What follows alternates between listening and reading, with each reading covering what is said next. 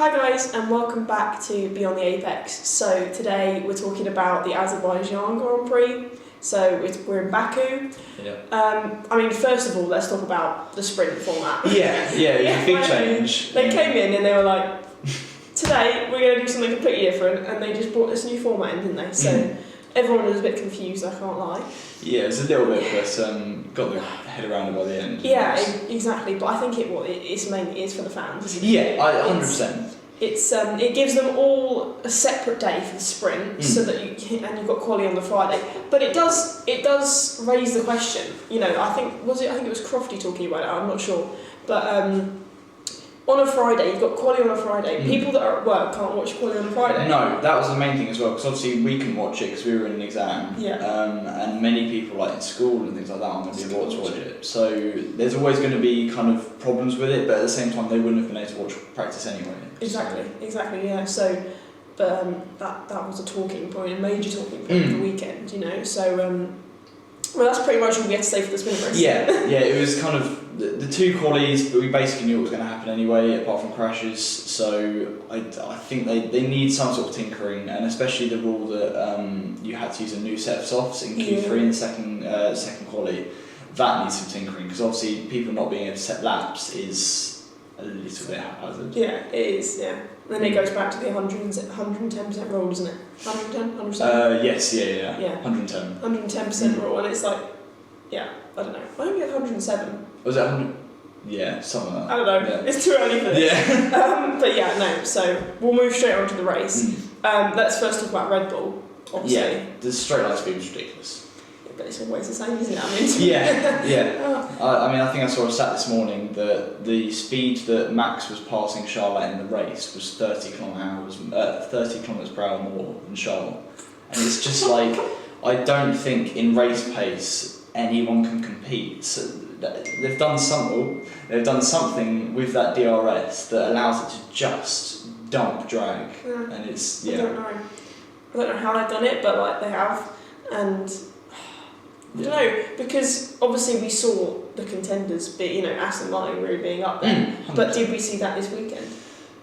Do you know what? Especially, so I don't think they've ever really had a chance of competing with Red Bull, but at the same time, Alonso is outperforming that car, but we will go on to that. But it's looking like Red Bull are in a league of their own at the moment. Yeah, well, but we'll see, I guess. So we'll go on to Ferrari next. So, obviously, Leclerc. Yeah. First of all, let's just talk about the podium. So Leclerc going on to second, I was like, oh god. I didn't even notice, right, until I didn't after, I didn't see it. Monaco fan. Yeah.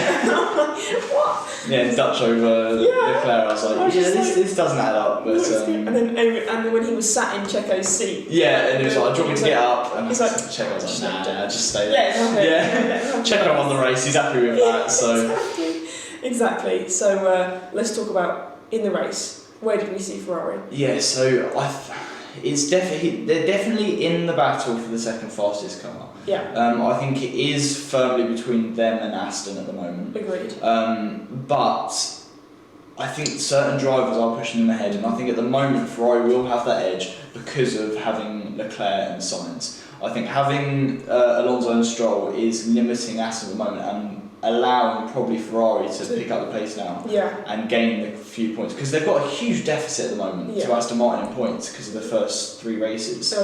They need to catch up quickly, and I think that driver lineup will be able to kind of do that. 100%. And but I just think their race pace isn't there. Yeah, the race pace is definitely a lot weaker than their quali pace. I think that's very clear. And it was a Leclerc masterclass in quali. I mean, we saw it last year. He got about 9-10 poles, I think. This year, obviously, he probably shouldn't have deserved to be on pole for Baku with the car that he had, but he outperformed it and got on pole twice. So I think that's the only real way that they're going to be beating Aston in the races at the moment. If they qualify near the Astons, there is no chance, I don't think, of them staying ahead. No, I don't think so. No. Especially with a driver like Alonso as well. No, outperforming that car, I think. Oh, hugely outperforming it. I just don't, I don't see that working for them. Neither. Right, so then next we have Mercedes. So Yeah, it's just I do think they have the fourth fastest car at the moment. Yeah. I mean, it was a 6th and an 8th for Lewis and George in the end. Yeah. It's like it's alright. Yeah, it's like it's there, but it's not there. Yes, you know? and I think the only real way that we saw it in Australia. Their car is very track dependent. There, they kind of deserve to get third. I think if Checo hadn't bottled in quali, and I'll make a cut. Fucking Wordle, fuck off. There you go. Right. And should we start with Mercedes again? Yeah. Right, so we'll go on to Mercedes. So obviously, it's just they are kind of fourth fastest car at the moment. And look, we saw in Australia that their car is so track dependent. I mean, they deserve to be third that weekend, and if Checo obviously hadn't bottled quali, and Hamilton deserved to be on the podium. But here they were 6th and 8th. They were kind of running behind the cars, but they couldn't really actually overtake at all. They didn't have that pace deficit in order to kind of get ahead. They weren't. And, they were there, but not there. Yeah, sort of thing. yeah. And I mean, George got 4th in the sprint quali, which kind of showed that yet again, because he did screw up in the first quali. He got P11, didn't get through to Q3, but it showed in the sprint quali that actually he does have a grasp over Lewis in quali, I think still. But in the races, Lewis clearly still has an edge. He still has that experience. He still is able to get under that car and make the overtakes. Yeah. He can really focus. Yeah. He's obviously got the experience to control the car in terms of how he feels in the car and stuff. Whereas George is nowhere near the amount of experience as Lewis does. And also we saw it on the safety car restart as well. I think Hamilton. I saw a TikTok this morning that Hamilton overtook 3 cars in the first kind of lap and a half. Yeah. And then overtook George as well. So it's that experience making up for the quality deficit and therefore making Lewis overall better this season. It's a shame to think that, because if they had the faster car, so say they had a Red Bull. Oh, it'd be so interesting. It would be interesting because we'd just probably see Hamilton on top again. Yes, But at least it'd be a little bit closer than Valtteri, I think. I think so. I think, Yeah, I think they're well matched, to be honest. 100%, and I think especially, obviously, they're not. We have to be realistic here. Even though we had obviously the employment change between James Allison and Mike Elliott this weekend as well, which will kind of put things in the right direction for 2024. Saying that it's going to change this season is kind of just a bit overestimating the power. Yeah. But I think they're not going to be in a title fight until at least 2025. I think. Yeah. And even if that is, they might not. Because even then we're going to have people like Aston Martin. Exactly, and the way that Aston Martin are improving at the moment is, and obviously we'll see the change with Ferrari as well, bringing on new team management. We should probably talk about Laurent Mekies as well, who's leaving Ferrari or has just announced this weekend, or is leaving this weekend. For AlphaTauri, he's going to become their team principal next year. Which is interesting. It's a huge blow for Ferrari as well. Huge blow for Fred, because obviously they probably weren't expecting that. There's a lot of teams making changes, and eventually, hopefully in 2025, we should get somewhat of a title battle. But it's hard to tell as well. It's very hard to tell. Yeah, it's just Red Bulls. And it's their car. The thing is, in quali, if the quali pace matched the race pace, it would be an incredible season. Yeah, definitely. But it doesn't. And they've had some insane kind of innovation with that DRS, and no one can really compete. No one can. No. Okay, so we'll move on to Alpine. And it was a horrific weekend. Horrific is one way. Yeah. I mean, it's good for McLaren. Let's be real. It's fantastic for McLaren, and I'm very happy about McLaren. We'll go on to talk about it, but look. That is the battle for P5 this season, and with Alpine's having weekends like this, look, they should have been in the fight for kind of 9th, 10th with AlphaTauri, with McLaren, and they weren't there. FP1, Gasly had the fire. They fixed the car for quali, and then Gasly shunted it and meant that he couldn't be qualified back at the grid again. Ocon didn't have a good qualifying either. He went out in Q2. So there's just little errors like this that are meaning that Alpine are not getting the points that they need to be able to compete with McLaren. No, because especially with McLaren in pace now, obviously we'll go on to that. Yeah. Christ. But so it's not a good weekend. It's really not a good weekend. No. But at the same time, we kind of saw Gasly trying different strategies in the race. Yeah. But at the end of the day, it did kind of end up as a test session because I think he qualified. He pitted like 3-4 times. So at the end, it wasn't the best. It wasn't. No. And we'll go on to the Ocon pit lane incident at the end. Yes. We can do it now. Do it now. Do it now. So obviously, everyone saw what was that on the last lap. It was. They knew that Ocon had to pit because he hadn't changed his tyres. No, exactly. So he had to pit. And if they weren't going to pit, he'd be disqualified. So look, what team is going to not pit? Yeah, exactly. So they knew that, and obviously all the photographers and stuff came out and literally into the park family area and nearly got run over. Yeah, and also Ted Kravitz brought up a very good thing in the notebook at the end of the weekend. He said that there were two kind of entrances for people to come into the Parc Fermé area. There's one for the guests, so that'll be, for instance, Jerry Halliwell, people like that, coming in to watch the podium ceremony. And then there's the separate bit, which is for the photographers. Both are manned by an FIA person, which means they know about the race, they know what's happening, they know the regulations, and they know when they should be allowing people to come in. And Ted actually had to stop the FIA people for the guests, allowing guests to walk in. But the FIA person for the photographers just allowed them to walk in. So it is a clear FIA problem here. It is, and that was shown because immediately after the race they issued a summons for the representatives. So that'll be the people on the door, the people that were in charge of this issue in Parc Fermé, and they issued a summons, did a little thing, and to be honest, it's not in the It's nowhere in the English regulation. Can you tell it's early in the morning? Can you tell it's literally not even 9 o'clock in the morning? So it's nowhere in the regulations. So they can't issue penalties. I mean, who are they going to give a penalty to? It's a slap on the wrist. It really is. It's we'll do better next time. They basically said that they walk through the protocols and then it won't happen at the next event. But they would have intended it not to happen at this event, so there's always going to be errors that occur. It's a complete lack of organisation. And also, Ocon had a race on his hands, and he didn't slow down because it wasn't his duty to. Yeah. And there were people that could have been run over there, easily run over, and we were lucky to not have any injuries. Yeah, that was just absolute shambles. Yeah, an absolute shambles. Oh, it was, yeah.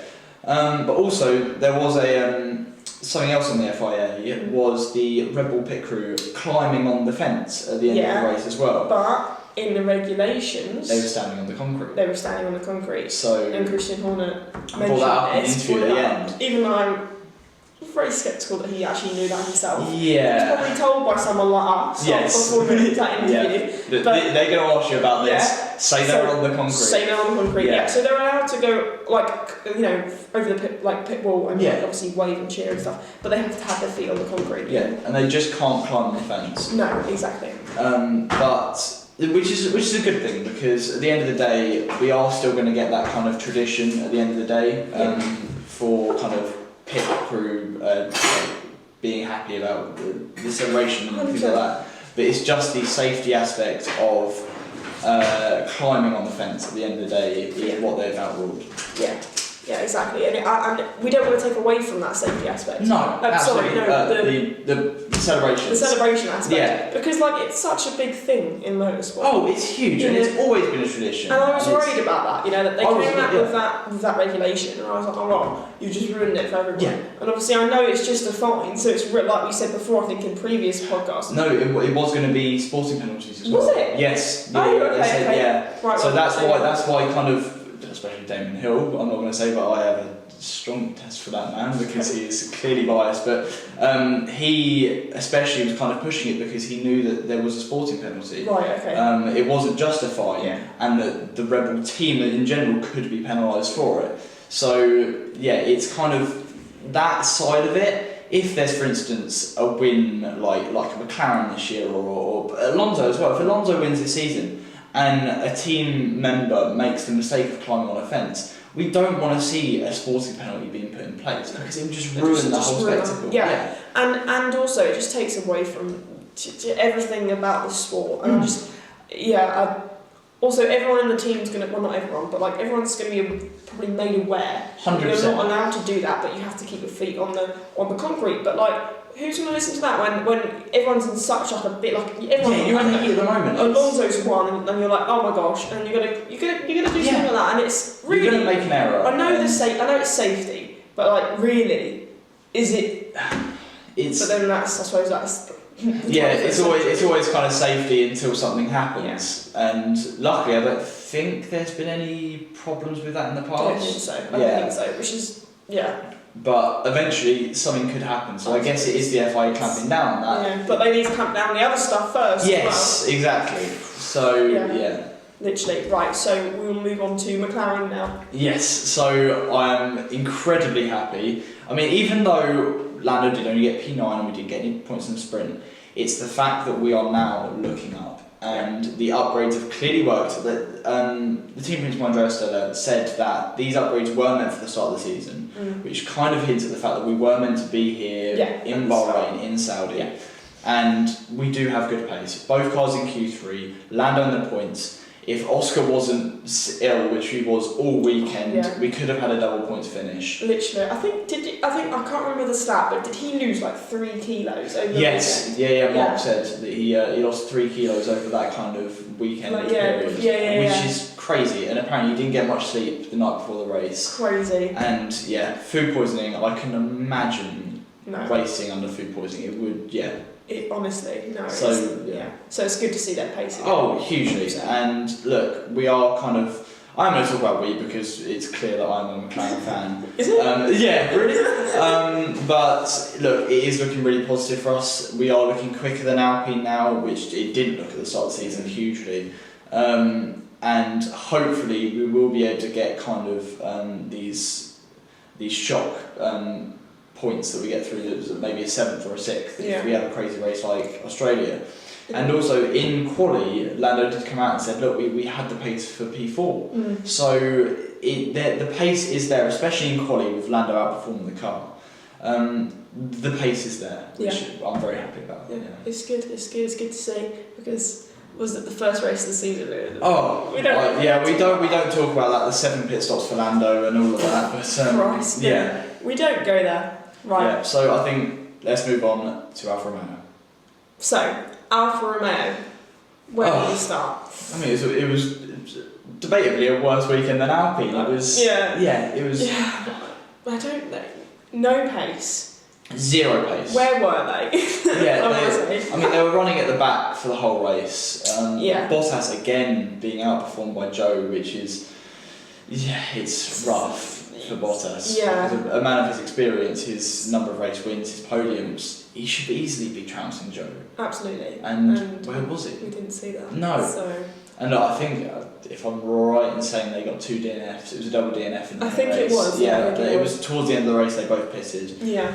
And it was just, they've got no quality pace. I think they're both out in Q1. They've got no race pace, so they're just running there. And look, Audi must be absolutely crapping themselves. Well, especially 2 DNFs. I'm sorry, one is enough. You got literally both cars with your power, with your engine out of the race. And it's just like it begs the question, where are they going to go from there? Are they going to develop, I don't know where they can develop. I mean, they lost their team principal in Fred. Yeah. It was always solid for them. Yeah. They were always they were never running at the back, they were always kind of in the midfield battle, lower midfield battle anyway. Yeah. So they've lost Fred, they haven't got a team principal anymore, they've got a team representative. They're running at the back, they're not doing much, and I don't see where the development's going to come from, to be honest. No, and I really can't. And look, I hope things kind of look up. Obviously, Sauber's coming back next year. If they're running at the back again, what must Sauber be thinking? I mean, because obviously they're coming in 2026, and I just can't see an upwards trajectory for this team. They've always managed, but I can't see it. No, I don't. It just.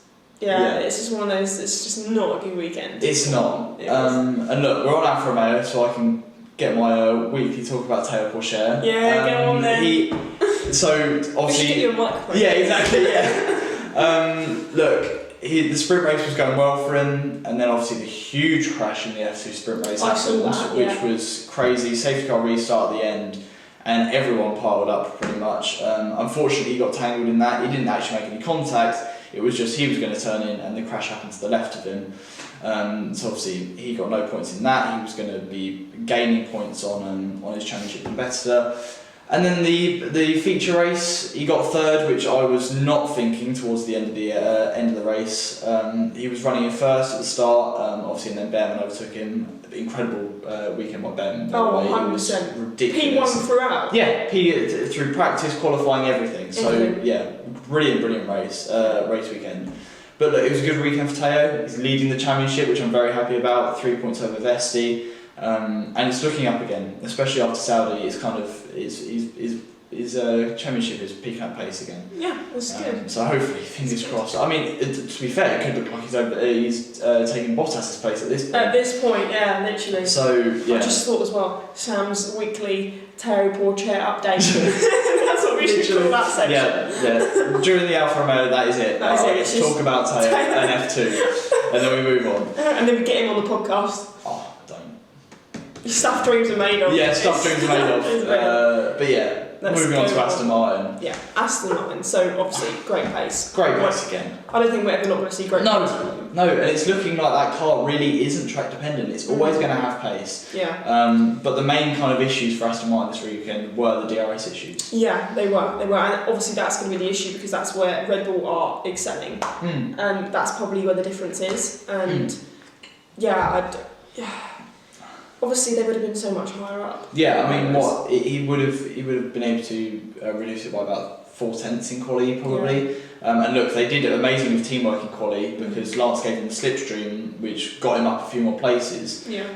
But at the same time, yeah, he would have probably gained 4/10, which would have put him up probably by Checo and up in P3. So yeah, it was disappointing, but at the same time, it doesn't matter because their race pace is so strong. Absolutely. Where are they in the constructors right now? Second, about I think 10 or 15 points ahead of Mercedes. Yeah. So look, they're looking really strong. Yeah. Their race pace is really good. Fernando was pushing for the podium on the last lap, which I didn't expect. No, because I think was it Charles that was like, Fernando was like 4/10 or something. Yeah, literally, you saw him at the line. He was kind of in the DRS. If there had been one more lap, probably he would have got him. Yeah. So the race pace is clearly there. And if Fernando had been qualified higher up, I think that podium was his. Oh, it was. It always was. And I think that's always going to be the case now, with Aston Martin, because they've got that pace and it's not track dependent. If they're going to qualify high, they're going to stay high. Yes, and they're probably going to make progress as well. Yeah. So even if they qualify P4, P5, their race pace is quicker than the cars in front of them. Yeah, well, especially like cars like Ferrari, they're just outrun hugely, them. Yeah. And also, we see the difference with Fernando. I mean, having Fernando in the car, even Charles said he kind of took advice from Fernando on tyre saving to kind of save it for the end. And it's clear that Fernando is just loving life at the moment. It's just something else. But it's so nice to see because obviously we saw him in his career just took a little bit of a...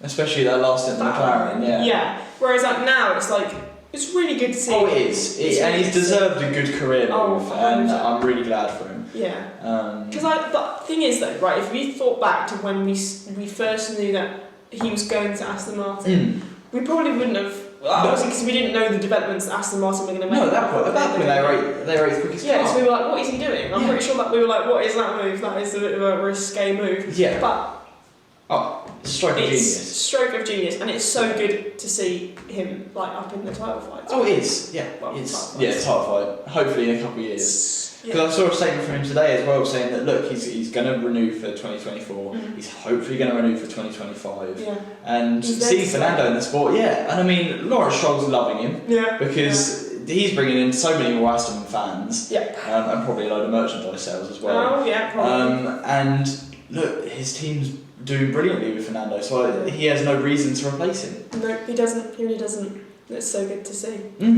Okay, so obviously, is it last week? No, it's not last week. We're moving to Haas. And they were just kind of there. I mean, they weren't. That's pretty much all I have to say is that they were just there. Yeah, they were kind of. Why are they not just there? Yeah. I mean, their quali pace was all right, and then their race pace wasn't. It's been the whole story of the season, and they've got to rely on DNFs further front in order to get the points. Yeah. Or a massive smash up like there was in Australia. And then even then they're going to contend that because in Australia they contended the restart and they said anyways. Yeah. So that's all we can really. That's all we can talk about with Haas. Yeah. So then we'll go on to AltaTauri. Great drive from Yuki. Yeah, it was really good drive. Outperforming his car, but obviously we're seeing that with quite a lot of drivers, to be honest. I don't. But we can kind of see where the pace of that car is with Nick, because Nick's just nowhere. Yeah. That's what I mean. That's how we can see the overperformance because. Yes. Yeah, but it was such a shame for Nick. It was, because in practice he looked so strong. I mean, in F2 he was always quite strong at Baku. Obviously in FE they only race at street tracks, so you'd hope that he was good at them. He was P6 in practice, I think, and then he crashed in quali. And then he crashed in the race obviously as well. And it's just like, there's only so much you can do to defend a driver, and I think at that point he's kind of bottling his chances of being P13, P12, showing that he should deserve a spot in that car, and it's just not good. It's just not good, and it's just horrible to see because obviously we've seen him in FE, and it's like obviously he was like properly in the title fights for FE, and then all of a sudden nothing, which does show the difference then, doesn't it? It does, and it does show that talent doesn't just transfer over immediately, and it does show that. Look, in F1, despite what everyone says, it is the pinnacle of drivers. And especially against teammates like Yuki, he doesn't kind of compete that well. And also, he still is a rookie, we've got to preface this, he is still a rookie, he is still learning. But at the same time, he's got to be there. And look, we're seeing with Oscar is doing fantastically in that car. Logan's doing okay, he got into Q2 twice, I think, this weekend. So it's kind of doing that. And obviously, with all the rumours with Lawson as well, because he's doing great in Super Formula at the moment, he's got to pick up the pace. Yeah, he really is. Because obviously, we've got so many drivers that want to be in F1 that it's just like, you can't afford to not perform, because then that's going to hinder your seat, isn't it? And no one's going to keep someone that's not on pace. No, especially when you've got someone on pace that's ready to go in the car. And especially a junior team that is only there for kind of bringing up the drivers. That's not a team where a driver should stay for 4 or 5 years, even though we kind of saw it with Pierre. It's all about rotation. It's all about trying to find those new drivers to put in the Red Bull. Definitely. For instance, after Checo leaves the sport. Yeah, definitely. It's but it's just such a shame. But we'll move on to Williams. Lastly. Yeah, it was again kind of like Haas. Yeah. But what qualified 12 and 14? Yes. So. Yeah, and kind of stayed there in the race. Yeah. It wasn't. But I mean, I'm going to say, but then they used to be last. They did, and that's the difference between kind of the Haas climb, which was kind of last year. They were a lot stronger than they are this year, even though this year's a bit more consistent. The step that Williams has made, this is still positive. They do finally have kind of race pace. And it is strong, it is still looking up. And especially with Logan kind of showing his promise. Obviously he did have that crash in the sprint quali. I saw that. They did have good pace, so would he have been up for points, who knows. But I mean, they are positive at the moment. Yeah, and it's really good to see from them, to be honest. Yeah, so we've covered all the teams so far. So let's wrap it up here. I guess. It was kind of just it was a boring race. Boring. It wasn't the greatest. It was, and just a quick note on kind of everyone talking about DRS and like not overtaking and this that and the other. People are saying the regulations aren't working, which I kind of majorly disagree with, because we saw that, especially that kind of midfield gaggle, they were running within probably 3 seconds of each other. They didn't have as much dirty air. It is just they are so comparable on pace. And especially that they decreased the DRS zone in Baku. I don't think this is the regulations not working. I don't think it is. If anything, it's right. You're right. It's the fact that they decreased the DRS zone. It's not. It's not the regulations. The regulations are set in place. And we've seen really good results from what's in place in terms of that regulation. I'm not going to say other regulations. No. So I don't. Yeah. I don't agree with that. Obviously, I'm a bit biased. Yeah. But yeah, it's people saying that the regulations aren't working anymore. I think that's clearly false, and we've seen it with cars being able to run within the second kind of barrier. Yeah. For lap on lap on lap on lap on lap. I think that whole hard stint that the McLarens and the AlphaTauris had, they were running within 4 tenths, 5 tenths of each other. So, yeah. You can't change the regulations to be like, you can have DRS within 5 seconds of, like, it just doesn't make sense. You know, it doesn't. The 1 second gap is. It works, and it has done for a long time. It has for ages, and I don't. It's not wrong. I think it works. Yeah. Yeah.